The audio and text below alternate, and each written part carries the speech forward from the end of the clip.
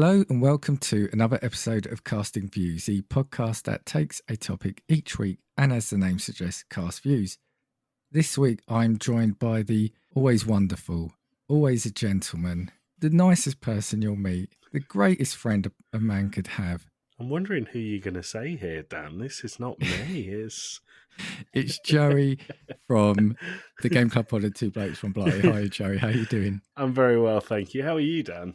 I'm all right. No, you're always paying me compliments on your show, and I realise I don't return the favour anywhere near enough. So, well, your name on our show and now beyond in other podcasts, I've been really enjoying that. It all came about from Tim and I just saying that you're a lovely guy. So now you are known everywhere as the lovely Dan from Casting Views. And I had someone speak to me about when I guested on one of your episodes before, and she messaged me and she said, I just listened to your episode with the lovely Dan from Casting Views. And it was like, it just came so naturally. I really enjoyed it. And I'm not going to lie, it still makes me giggle and gives me a lovely feeling when I hear you say it on your pod. Well, so it's very true. So we'll keep saying it. But, you know, your podcast, it's no secret. I am a huge fan of your podcast. So normally I play an ad, but you're here now. So why don't you tell the lovely listeners about where they can get more of you? So I am one of a group of technically 5 on the Game Club podcast feed. We have a number of shows, but there's myself, my brother Tim and Alex run kind of a few of those shows. So we have episodes where it's like a video game review, a bit like a book club. We have Two Blokes from Blighty, which is Tim and I just talking nonsense each week. We've just started Thanks I Hate It, which is encouraging each other to listen to music or films or games that are kind of things that you wouldn't normally go straight to. It's something that you previously said, I really don't enjoy that, but the other person thinks, well, I think I've got one of these in that genre that you'll enjoy, so that's the point in that. We also have the Video Game Movie Club, which is we're watching bad video game movies, which is quite fun. And then the other one is BAP, which I'm nothing to do with, but BAP is the Biased Anime podcast, and that's Pete and Sky. That comes out once a month, and they are fantastic. So make sure you listen to that. There's so much content. But honestly, yeah, please do, if you're not, subscribe now, because everything that comes out of that feed is fantastic. Thank you very much. And while this is going out in February, I just want to applaud you as well for Podmas. 30 episodes. If I sort my act out, I might put some applause in here. But yeah, 30 episodes. Yeah, 30 bits of content in December. That was some going. Well done. It was fun to do. I mean, we've said a few times, because we've spoken about Podmas on a number of forums, and the kind of thing is, oh my God, we'll never do that again. But I loved it. I really enjoyed it. Podmas was my idea in the first place all those years ago. And we did 12 days. And then we did 24 days. And this year we were like, why are we stopping at 24? Let's just do all but Christmas Day. So I'm glad we did. I think some of the episodes landed. Some of them maybe not so much. But I'm going to convince the guys to do it again next year. Last time Alex and I were on Casting Views, you asked us about Podmas, and we said if one of us has disappeared afterwards, someone in the Game Club pod has murdered them, and that hasn't happened, so I consider that a success. I did enjoy it. There is something familiar and what's the word? You get into a routine of every morning you wake up and you see that little dot next to your podcast telling me there's another episode. I think Josh Scarf from Talking Smack is also upset that he's not getting daily content anymore. Well, it's very good for the listener numbers, Dan. And we recently became associated with a website that does video game review copies. Yes. we can request games early, and it means extra content because we do them as the bonus episodes that we call DLC on top of all of the ones that we already do. But I was very tactical in sharing our insights page that says how many listeners we have, making sure that it said in the last 30 days you've had this many plays, and I didn't say, well, we've actually released an episode every single day this month. It helped a lot. You just didn't state the exact facts. It's fine. And before, actually, one more thing before we do move on. Just want to say thank you again. And for listeners, between yourself and Justin, you've also recently started doing a lot of covers for me. And I'm just in awe of these covers. I mean, the one that came out a few weeks ago, the Oasis one, I think is one of my favourites. I have more pictures of you on my computer than I have of my wife, Dan. It's a good place to be. But no, I really enjoy it, and I have Photoshop because it's something I want to learn and get better at. So I appreciate you, and I do a couple for Talking Smack every now and then when they need it. So I just appreciate being able to help you out, and it helps me out learn a new skill. So, and it means I also get to put Dan's face on funny things, and so I think between me and Seismic Cinema, we have a library of Photoshop Dans. Well, it's great seeing them come through, and I'm always appreciative. It's slightly odd. You've made me pose for you a number of times, and I've not seen anything with those. But let's move on, right? But no, honestly, thank you. That's okay. Right, I got you on. I think one of the last episodes I had you on here for was Dumb Crime, wasn't it? It was, yeah. This is a subject I did about a year or 2 years ago, but there's so much in this, and I thought, well, it's a flip side of almost the way my brain works. Rather than dumb crime, we've got weird laws, so things that you shouldn't be breaking. And I thought the mind that you have, and knowing you so well, I thought you'd be perfect for this. Don't know if I'm offended or not. No, the way your mind works, we're very similar. I think if that helps, Okay, probably cool. not.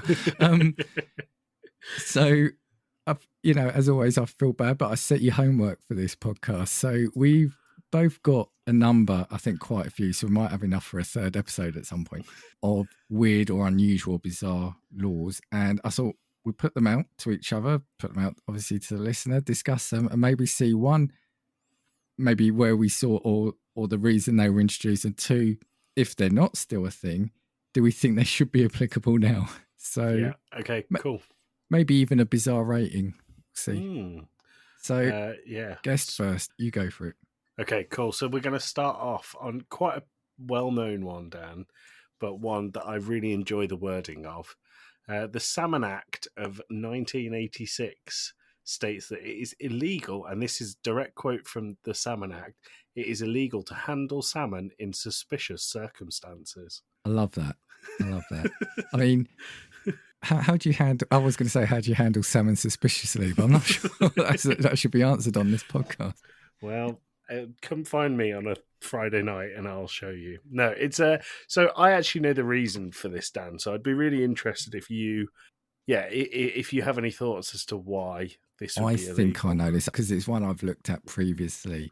Okay. Isn't it something to do about not stolen or black market selling of salmon, was it? Or maybe when it was really expensive? And yeah, so the Salmon Act of 1986 was to tighten up salmon farming in practices in the UK, and salmon was really expensive around that time, so people were just like going to salmon farms and stealing a salmon so they can sell it later. So they made it illegal to handle it in suspicious circumstances to deter people from stealing salmon from your salmon farm. But that's the thing, isn't it? What makes it suspicious? Is it like, you've got that cliche of the guy in the pub with the coat, he opens it and there's a Rolexes hanging down. Is it if you've got a salmon in your jacket hanging down? Either that, or you have a salmon and you're wearing all black and you're darting from shadow to shadow. That would be considered suspicious as well. It's like, I don't know if you still get them. Remember outside like concerts and football grounds, the ticket touts where they go, tickets. Yeah. Going salmon, outside of salmon. fish market. Salmon. I thought of, when you said that, I thought of, when you go outside of gigs and they have the people selling knockoff shirts on blue tarps on the ground outside. It's that, but it's just loads of fish everywhere and it absolutely pongs. Yeah, well, I get it. I've never handled salmon suspiciously, so I'm safe. That you know of, Dan. The problem is with that one I think laws should be very black and white, and that one is quite ambiguous. What I consider suspicious, you might not. So I'm not a fan of salmon, so I actually think anyone who handles salmon is doing so suspiciously. Well, I do love a bit of salmon. An entire salmon. Unsuspiciously, everyone listening. But Dan is a bear, so it isn't suspicious. Yeah. Okay, great start. Great start. Give us another one. Okay. The Royal Park and Open Spaces Regulation of 1997. Have you heard of this, Dan? I don't think I have. Part of this regulation says that it is illegal to feed or touch a pelican without written consent. Do we have pelicans? There are certain places in London that have pelicans. Is that written consent from the pelican? No, I think it's written consent from your MP. So if I want to touch, so if I want to approach it, yeah, and if I want to give it a suspicious looking salmon, I have to have written to my MP. Well, no, because you couldn't have the suspicious salmon. You'd be banged away, Dan. I mean, having said I want this from you, I don't think I've done it for any of mine. So again, I'm a bit mean. But is there a reason for that? Yes, there is.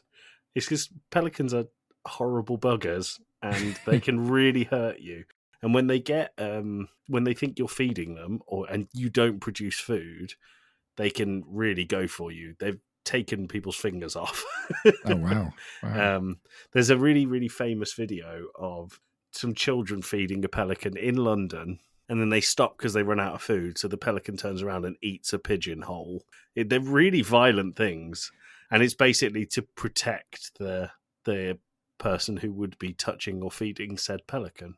So you write to your MP, what are they going to say? Yeah, go for it. Honestly, I've never tried. I got some of these from a video, and this was one of them. And when he asked for written consent, the MP said absolutely not on any circumstances. So apparently it's not a common thing. Feels like a mission for two blokes from Blighty, but I'll let Tim handle that one. Tim, thank you for casting views, please. Okay, both very animally sort of wildlife themed so far. There's a few wildlife themed ones in mine, so yeah. I'm going around the world with these, and I'm going to say now, if these aren't true, don't write in, because if one was to write in, where would they write to, Dan? Just contact me at Casting Views on all social media or castingviewspod@gmail.com. Very good. But I keep saying with some of these, and there's another episode I was actually prepping yesterday for a solo one, where I've said the story may have been changed over time, but I still want to go with the spirit of these laws on the websites found. They're all on legal websites, so, they must be true. That's how the internet works. I'll do a couple here. In Arizona, you are not allowed to let your donkey sleep in the bathtub. Apparently, it stems from an actual event, and the story goes that in the 1920s, a rancher from Kingman, Arizona, would allow his hoofed friend to snooze in an abandoned tub on a property. But one day, a dam burst, flooding the area, and took the donkey for a wet and wild ride. No.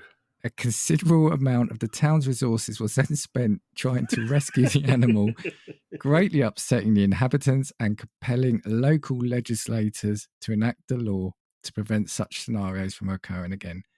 What I would say about that, the one thing before I open it up to you is there's always that one person that ruins it for everyone, right? All those donkeys that wants to sleep in a bathtub. Yeah, where will my donkeys sleep now, Dan? Where will they sleep?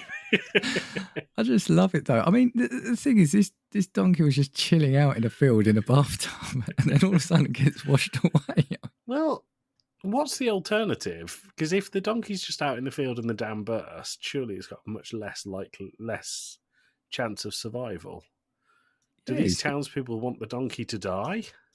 Yeah, but can you imagine that? You open your window and you see this bathtub with a donkey. I think donkeys should exclusively be allowed to sleep in bathtubs. That's on a side note, have you ever tried to sleep in a bathtub? No. I once tried to sleep in a bathtub in a travel lodge in London, and it was because I went to this travel lodge to go to a football match in London with my friend, and he snored like a tractor. So I got about 10 minutes of sleep the entire night. But within that night, I had taken my duvet and curled up in this bathtub, which was far too short for me. And it was the most uncomfortable thing. But I'm not a donkey, so... between him snoring, the nightclub that was outside, the road that it was on was like a motorway, and the incredibly uncomfortable bathtub, it was a very long night. Yeah, no, I couldn't imagine it be comfortable. And also, yeah, the thing about this one, I just love the fact that one thing has happened, one extremely rare and unusual set of circumstances has happened, and they've quickly put that into legislation. Brilliant. That is a town with a lot of free time. Yeah. We are now going to move over to Connecticut. Connecticut is where all of Tim's weird history stories come from, so I'm expecting something big here. Well, this one says here, check your pickle bounces in Connecticut. And you did not disappoint them. This unusual regulation was passed in the 1940s after 2 men were arrested for selling spoiled pickles. At the time, there were no rigorous food safety standards, and it prompted officials to devise a simple method to ensure pickle quality, the bounce test. If a pickle bounces when dropped from a certain height, it indicates proper texture and firmness, deeming it fit for consumption. Conversely, a pickle that fails to bounce is considered rotten and unfit for sale, safeguarding public health. And I've never said pickle so many times in such a short amount of time. See, when you pitched it to me, I imagined someone taking a pickle out of a jar and absolutely wanging it at the floor. I didn't think like a drop from about 6 inches. That makes it far more sensible. I'm just thinking, if you're dropping these fine pickles, it's going to damage them, surely. So depends on where you drop them. Do you not have an allocated pickle dropping area in your house, Dan? No, not at the moment. The bin. Yeah. I just love, again, the fact that, 2 men were arrested from selling spoiled pickles. So the way they came about it, obviously Health and Safety Act was by dropping them. I like that one. I'm a big fan. I think that one's looking out for the people. So what you're going to do when you go to a cafe or something, or a chip shop, you're going to get a ruler out. Yeah. But I'm not going to do a drop. I'm going to absolutely welly it at the floor, see if it bounces. Joey asks for a gherkin and chips, and you pick it up and you just slam it against the wall. Well, it's like that old thing. Do you remember when people used to say, check your pasta is cooked by throwing it at the wall, and if it sticks, it's cooked? Yeah. Why would you just not take a little bite of it? Oh, but that's you're the so, level I'm going for. What's the word? You're so conventional, aren't you? Fat is what you're looking for, Dan. Right, let's move on. Do you want me to carry on with one? Yeah. Would you like a wildlife one or a non-wildlife one? Let's do wildlife. Let's go for it. Okay. All of mine are from the UK. I should have said that before. My next one is a bylaw from 1603 that has never been abolished. So in Cornwall, there was a bylaw that meant trespassing was legal so long as you were climbing a tree to point at a fish. That's incredible. But, so, let's say you want to go in someone's house, someone's garden to point at their fish. The walk, say you jump over their fence, the walk from the fence to the tree would be trespassing. But the second both feet are off the floor, you're absolutely fine. That's what I really like. So you could just have people in a tree in your back garden. Yeah, you could do. And there's nothing you could do about it. As long as they were pointing at fish. Yeah. I think this came from assisting fishermen. So you could point towards where the shoals of fish are from a higher place. You could point out which direction the shoals of fish were from a tree, and it wasn't considered trespassing because you were helping out the fishermen of Cornwall. But now, don't think that's how they manage fishing. But my mind is most trees are on land and normally quite. Oh well, yeah. I mean, I'm not suggesting that there's trees just growing out of the ocean. I don't know what I'm suggesting, Dan. That was my guess as to why that law was in place. Well, my neighbour's actually got some koi carp, so maybe could I stand up in his I was going to say wake up in his bush. I'm climbing up in his tree and just pointing to the fish. This podcast is turning into the Bake Off with all these double entendres, Dan. That's you. That's your influence. Is it? It's far less nuanced on Two Blokes from Blighty. Yeah, and people say yours is lewd. Yeah. Let's have a look. I'm going to take us to Australia for a quick one. Great. Again, lewd. Mine are going to be all fairly quick fire, right? Okay, cool. Yeah, the podcast is always quite serene when normally you come on it and it's this end. So this is Australia, and it said only attend weddings if you have an invite. In New South Wales, gate crashing, weddings, and it says here funerals and other significant occasions can result in a fine of 5,000 Australian dollars or a year of imprisonment. Wow. The legal measure prevents uninvited guests from disrupting profoundly emotional and personal ceremonies and emphasises the need to preserve the integrity of these communal rituals. Now, I like this one because it's not weird in the sense of I think it's actually quite a good law. Yeah. But the fact that you have to have it. I'm all for it. None of this Vince Vaughn wedding crashers nonsense. I think it's very sensible, Dan. So when my wife and I got married, we had a very small wedding. There was 23 of us at the ceremony and 70 at the reception. So if anyone was there that I didn't know, they'd stick out like a sore thumb. But I've been to weddings where there's literally hundreds of people there.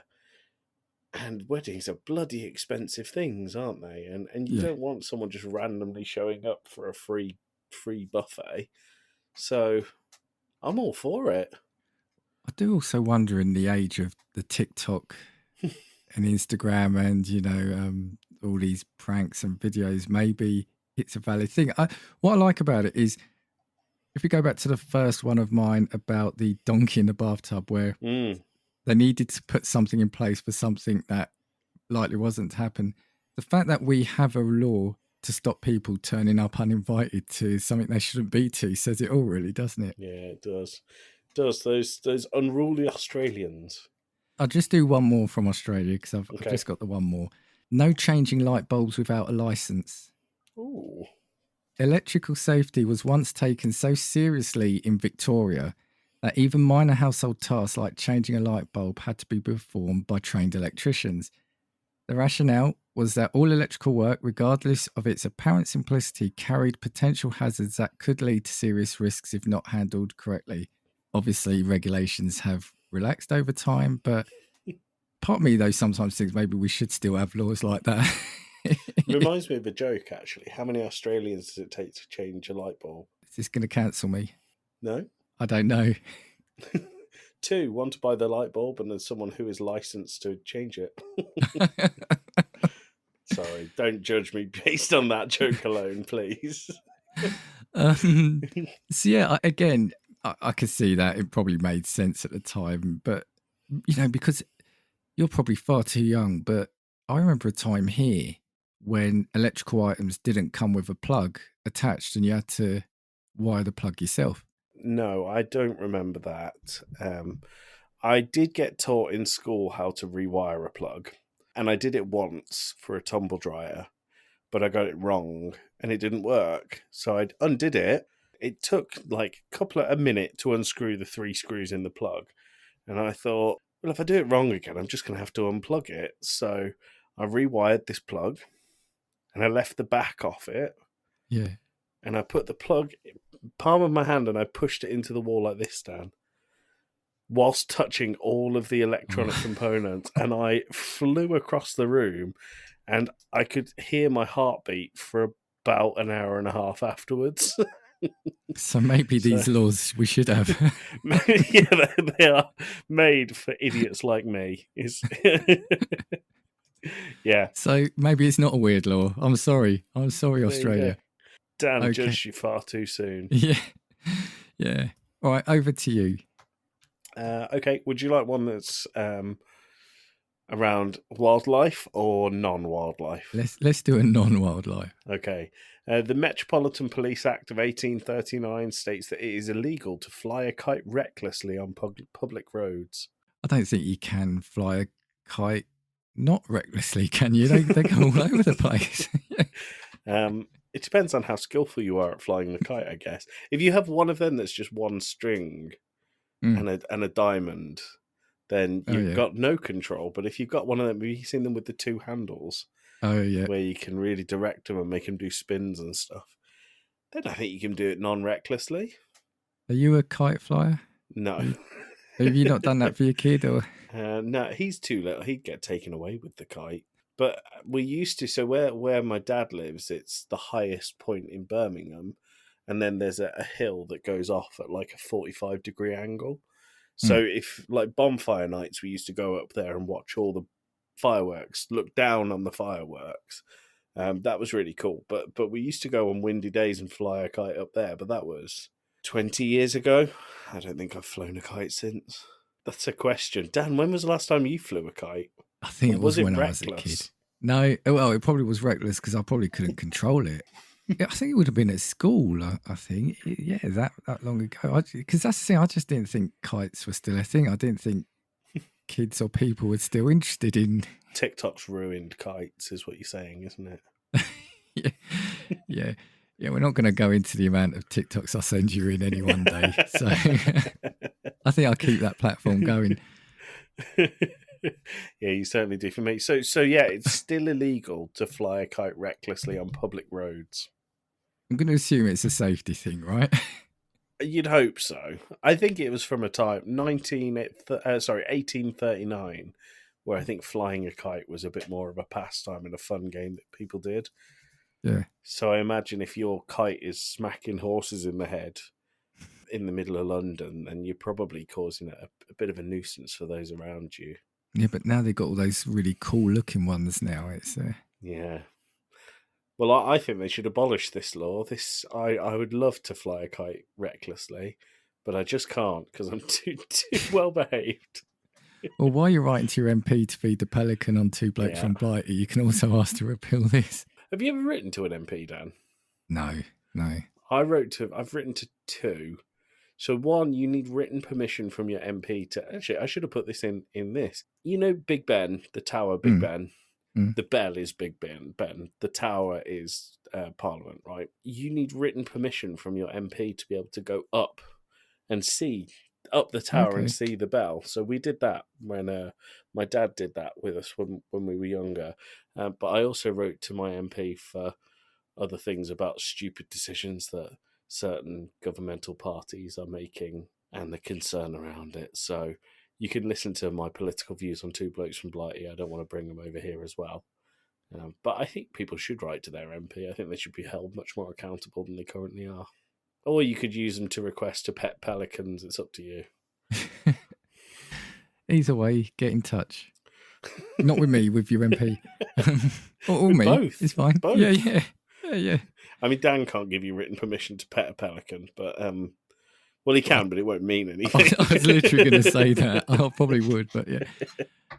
Okay, we are going to go to Canada now. We are going to visit Alberta, and there is a law here to keep your ladder unpainted. It says, although dated as most modern ladders are fiberglass or aluminium, if you've got a wooden ladder, you at least were asked to not paint it. Can you think why? My only guess would be that people were painting them and not leaving enough time for them to dry. So by climbing them when they're still wet, they were slippy, or leaving marks on buildings. I mean, it is in and around, this, as I said, the safety thing, but it's actually, what it says here is paint can conceal structural weaknesses such as cracks or splinters and trap moisture, leading to deterioration and potential accidents. So again, what sounds like a really silly law, don't paint your ladders, kind of makes sense then, doesn't it? Yeah, it does. Well done, Canada. Although it doesn't say, there should be a law saying you shouldn't use dodgy ladders rather than don't paint your ladders. Alberta is one of the only places in Canada I've been to. Oh, really? Yeah. Oh, nice. City of Calgary. Lovely place. It's on my list. I'd love to see. Mm. There's a really cool place called Fernie, not far from there, and it's all log cabins. And Tim and I went there on on a holiday with our family that we affectionately know within the family as the divorce holiday. So yeah, we stayed in teepees in Canada where there were bears about and coyotes and all those fun things, and then I went to Calgary and Fernie. So I didn't see any painted wooden ladders though. Well, that's why. That is why. So it works. We know it works. Okay, Danny, ready for a new one? I'm ready. So have you ever heard of the 1896 Red Flag Act? No. Okay, great. That makes this all worth it. I'm going to read you what it says in the Red Flag Act and then tell you what it means for that. So the Red Flag Act says that speed of horseless vehicles is restricted to 2 miles an hour in towns and 4 miles an hour in the country. So therefore, it is an illegal offence for any self-propelled machine to travel faster than 2 miles an hour in towns and cities and 4 miles an hour in the country. This includes bicycles. So if you are using a bicycle and going faster than 2 miles an hour in towns, you're breaking the law. That's very slow. It almost makes riding a bike not worth it. How do you feel about that one? He's saying all cyclists are illegal then? Yes, I am. Did you say, is this one of the ones that's still technically hasn't been abolished? Yeah, it's still technically in place. So the wording of horseless vehicles has been amended due to cars. And the wording now states that horseless vehicles, anything that's stated to be powered by a horse, now also applies for engines. But nothing about horseless vehicles has been amended and is still in place. So it's still technically illegal to go above 2 miles an hour in the middle of London on a bike. So roller skates, skateboard? Well, yeah, all illegal. Rollerblades? Mm-hmm. What are those kids' shoes with the little wheels? Heelys.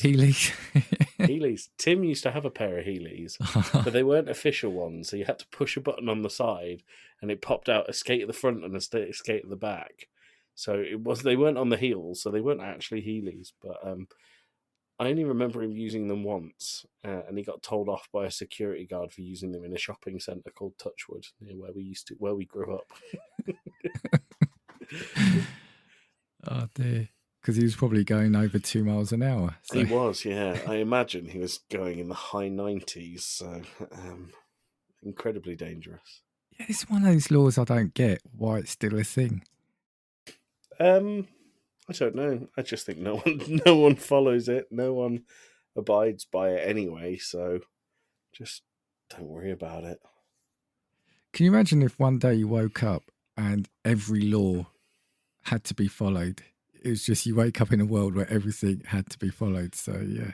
Yeah, my skateboarding neighbour who paints ladders for a living would be out of a job very quickly. Oh dear. Tell me he hasn't got salmon. Well, yeah, he actually transports it exclusively in suspicious circumstances. I'll give you another one, Dan. Specific to an area of London. Did you know it's illegal to feed the pigeons in Trafalgar Square? And if you're caught doing so, you can face a fine of £50. I wish they'd enforce that. Well, they don't enforce it, so... I didn't know it was illegal, no. But I can imagine it is because to stop encouraging the pigeons. Yeah, it is illegal and could be enforced. Yeah, it's just one of those weird things, isn't it? Because everyone does it. Do they? Yeah, I think they still do. It feels like it's a really weird tradition that in Trafalgar Square, the pigeons there, just to throw sort of seed or bread down for them. I mean, I'm not saying you should throw bread. Hold on, Dan. I've just searched it up. So it was 2003. Ken Livingston and the GLA rescinded their agreement with STTSP, whoever that may be, and they made it illegal for anyone to feed the birds in Trafalgar Square. So the on-the-spot fine was £50. Oh, STTSP is Save the Trafalgar Square Pigeons. There you go. Do you know what's funny though? Is I've got one here in Singapore that you're not allowed to feed the pigeons in Singapore either. Oh, really? Ken Livingstone have anything to do with that one, or? Well, apparently though, it's a 10,000 Singaporean dollar fine there. Wow. Yeah, it's to help control the rock pigeon population and preventing the spread of diseases. So yeah, Trafalgar I wonder Square how in much Singapore. that is in. Wow, that's £5,858.60 in pounds sterling. That's a proper fine, isn't it? Yeah. I'll tell you what, while I'm in Singapore, I've got two quick ones here for you as well. One is, actually I laugh, but it should be common sense and it should be everywhere. Always flush public toilets. Yeah, okay. Flushing after use might seem like common decency. However, as another of the city-state sanitation policies, forgetting to do so in a Singaporean public toilet will not only lead to embarrassment, but a fine of up to 150 Singaporean dollars if caught by an enforcement officer. 150?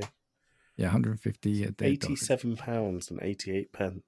That's an expensive number two. Well, I mean, doesn't state whether number twos or onesies are affected, so it could be a very, very expensive onesie. You know, we won't go down this thing, but yeah, come on, the state of some public toilet. Well, the state of toilets in general often. But... I don't use them. I once went to Reading Festival and refused to use the public loos there for like 4 or 5 days.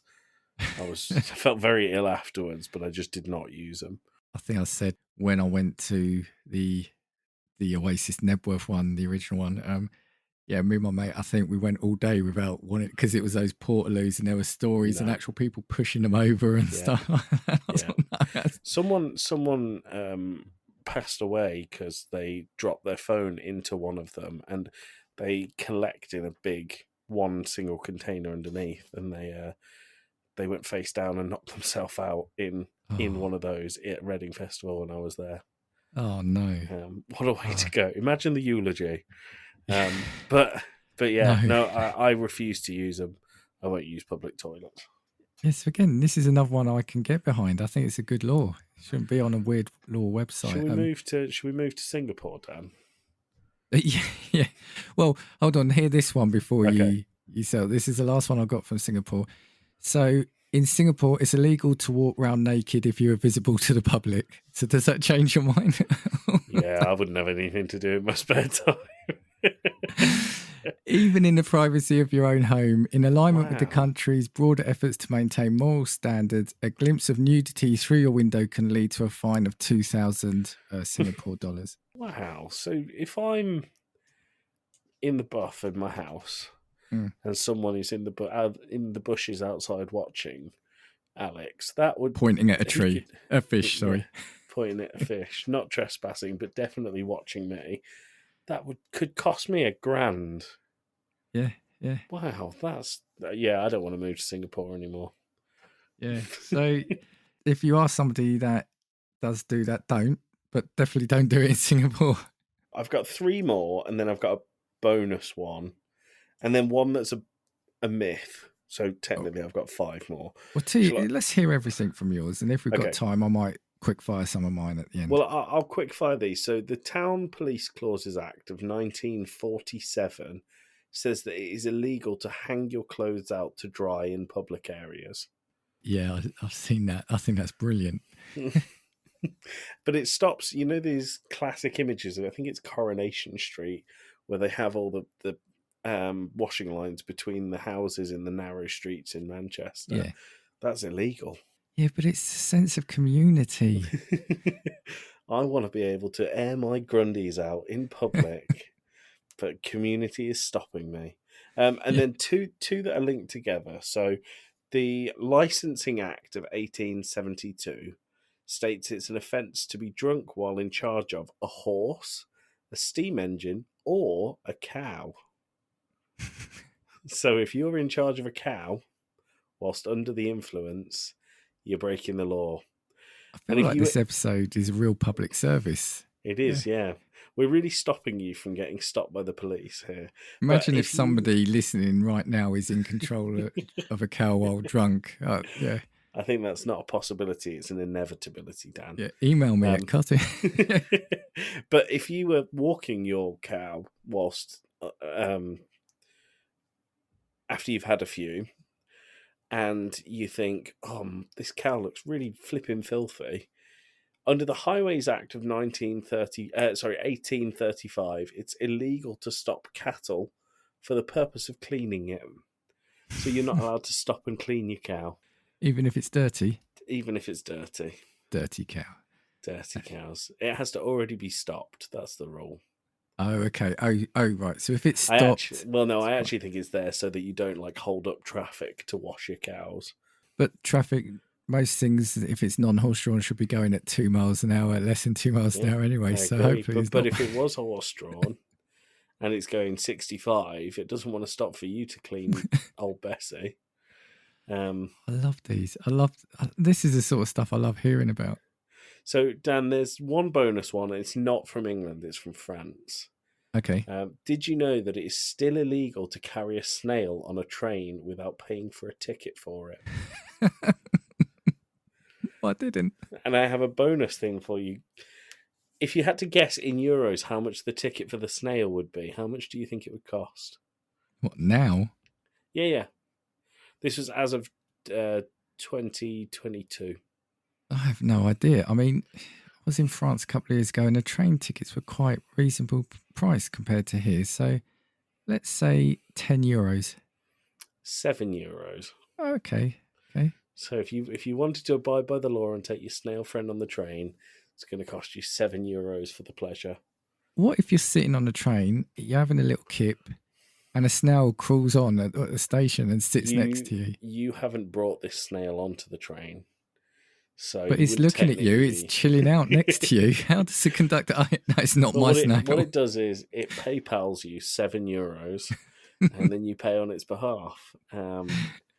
I don't think it's one that anyone enforces, unfortunately. Is there a reason for that? Or I have no idea. I think the mystery is even better. It is. And then, so there's one that is quite a popular one for this list. And I wonder if you had it on your UK list, Dan.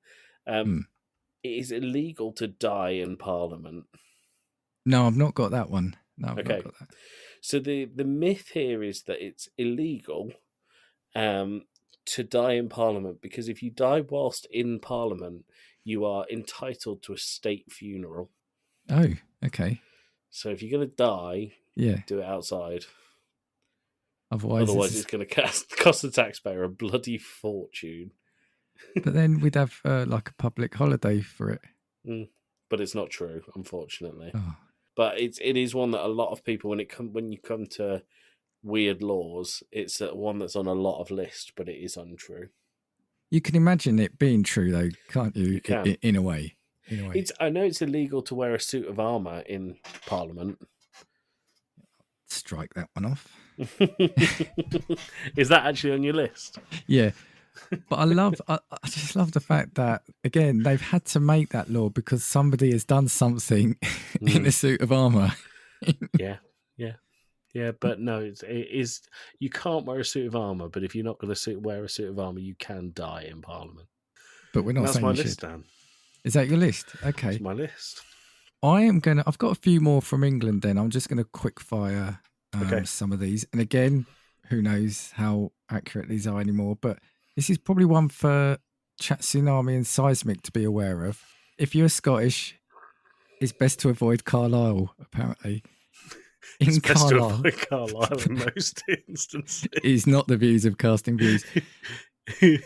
In Carlisle, any Scot found wandering around may be whipped or jailed.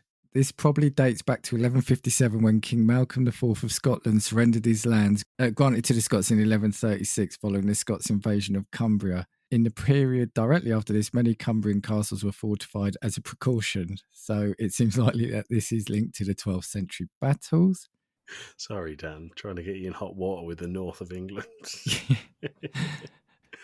You're not allowed to fire a cannon within 300 yards of a private dwelling. If you caught playing with your firearm of a greater caliber than a common fowling piece near someone's home, you could be fined £200.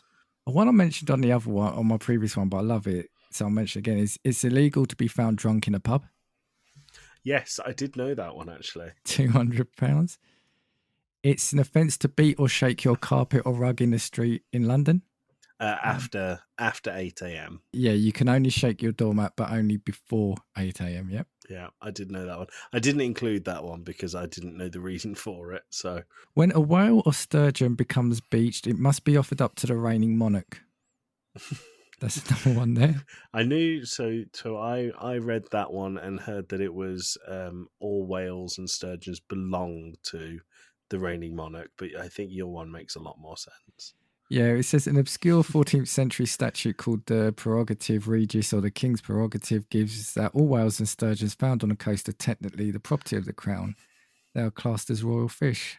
I think this happens more than you realise, and King Charles is going, not a bloody another one. Where will I keep them all? Yeah. And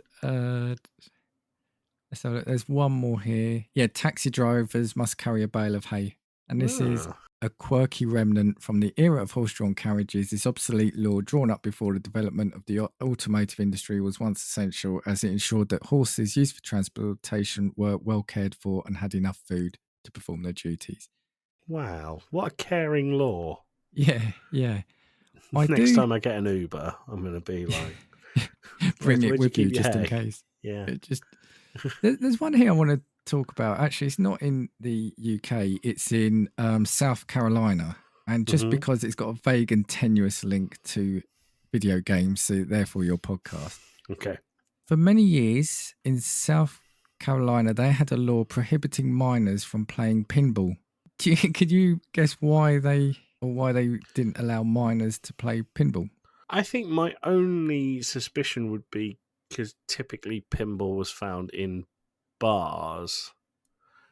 And I think it's just basically... My guess would be that it's basically a way of warding off kids from wanting to hang out inside bars. Kind of. It was aimed to protect young people from the corrupting influence of gambling, but the reason being is pinball was considered a game of chance rather than skill, so it's classed as gambling.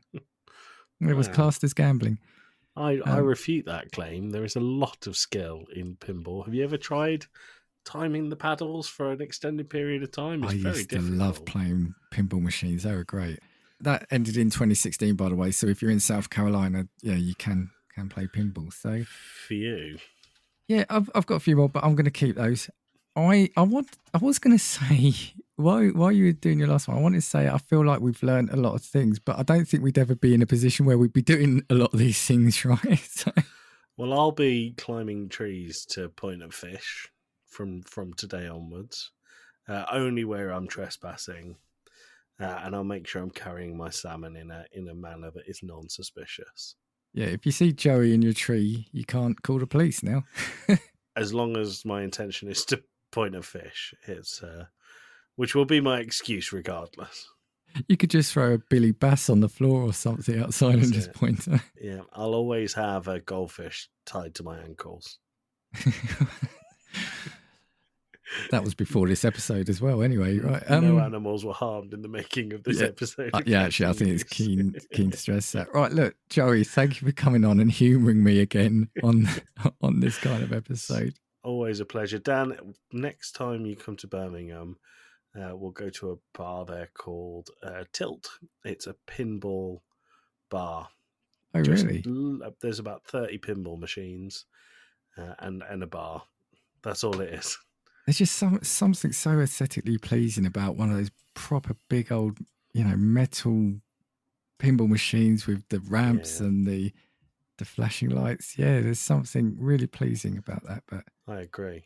I mean, I'm not a fan of the drinks in this pub. It's all very crafty and very...